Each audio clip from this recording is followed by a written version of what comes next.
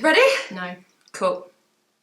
Because it's going to go horribly. No, be fine. Yeah, and you don't have to look at that because it's just whatever. Don't worry. Yeah, but it's me. I can't not look That's at me. the trouble, because you have to look there, but you end up just looking at yourself and being like, oh, look at me. Yeah, got my Welcome to Emma's podcast. I'm going to leave all this bit. We are two professionals being very professional. Businessing. Yes. Yeah. Yes. Okay. In between work. Well, today I am joined by Laura Newing. Hello. And I'm very excited about this chat today because I feel like your industry is something a bit different to other industries we'd be talking about. So, Yeah. Johnny! Right, you're coming here. Johnny! Come on. You'll be all right in there. We'll come and see you in a minute. Go away. Right, try again. Oh, God, I'm hot. Right, shall we try again? Fine. Jesus. Give up. Well, today I'm joined by Laura Newing, and I'm really looking forward to talking to you today because I feel like your business is something a little bit different to some of the other creatives we'll have on here. So let's start with you introducing yourself. Yes, where it all goes wrong. So I am Laura Newing, as previously stated. You in particular, you're a specialist in colour. Yes. So I think that's really exciting. It is exciting. It can transform the way people feel about themselves. So it is quite exciting. Yeah. And what are you known for in the area? I turn people into unicorns and mermaids. Yeah. And galactic space explorers. So it's all these really vibrant rainbow colours. Crazy hair. Yeah, you walk through the local area and go, Laura did her hair. Laura did that. Laura did her hair. Yeah, that's me, Laura's. And your salon is called? It's called Artistica. Yeah, and it's in Deal. So people who are local can even come and be turned into a mermaid or a unicorn. And the theatre is the dog found in us. London. Here she is. Hello, dog. She's back. Yeah, we tried to get rid of the dog and she broke. In London. She broke my mysterious having doors open.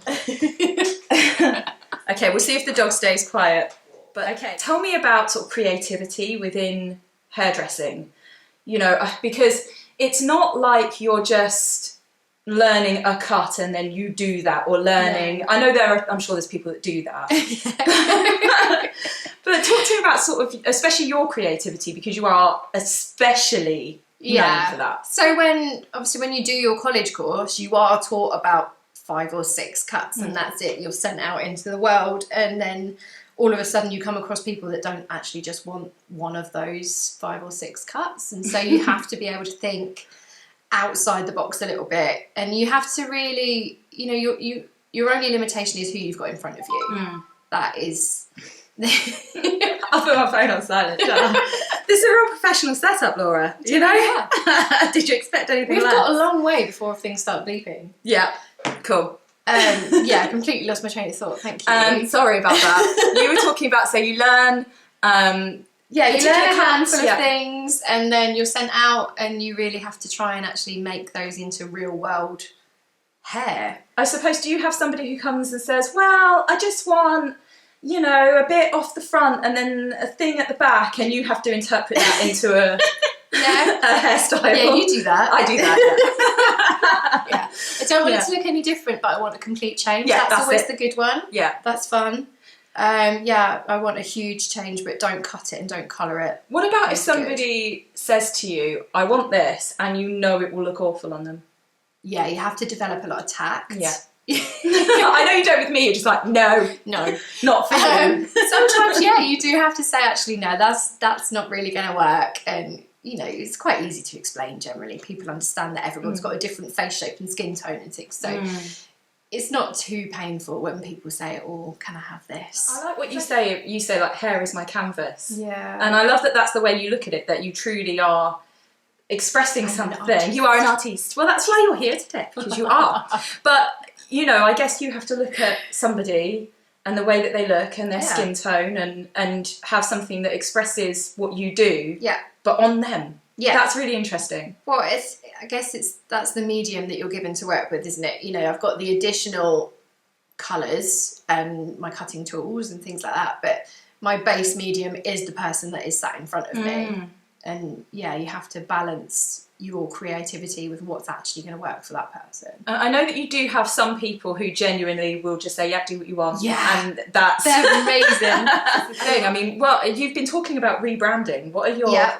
What's the plan? Slowly and gently rebranding. Yeah, I've had my logo redesigned just slightly. It's beautiful. It's lovely. I'm really pleased with it. And actually, you know, I kind of went sideways with that as well. Rather than getting a logo designer, my lovely friend's husband did it, who's a tattoo artist. Yeah, it's amazing. And he has this amazing sort of, what would you call it? Like his design of choice is like the watercolory stuff. Yes. So he has quite colourful tattoos. Yeah, his tattoos are beautiful. Really, really proper art stuff. I love it.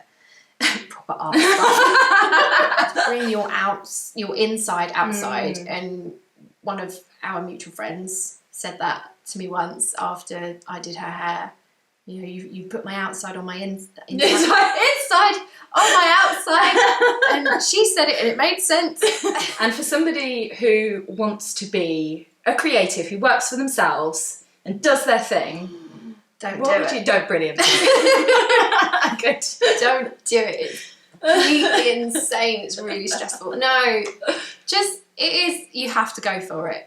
You have to follow your passion. It'll always be that itch otherwise. Yeah, absolutely. I switched from a different salon in the city in Canterbury. It's not, I mean, you know. Because I was cheaper. You were cheaper. That's how it started. That's how, it. now I would. Yeah. I would. I'm not cheaper anymore. I think we are actually. Yes. You did book hair. So Laura dyed my hair in the colour of my book. Yeah. Which was amazing. Yeah. Amazing. And you made me a book cake. Yes. Which was lovely. Don't envy you trying to edit that. That's all right. I'll just leave it all in. I think on this as well, I think I was just like so I think we might both just be like this. Yeah. Side by side. We got to be really looking at it, going like this.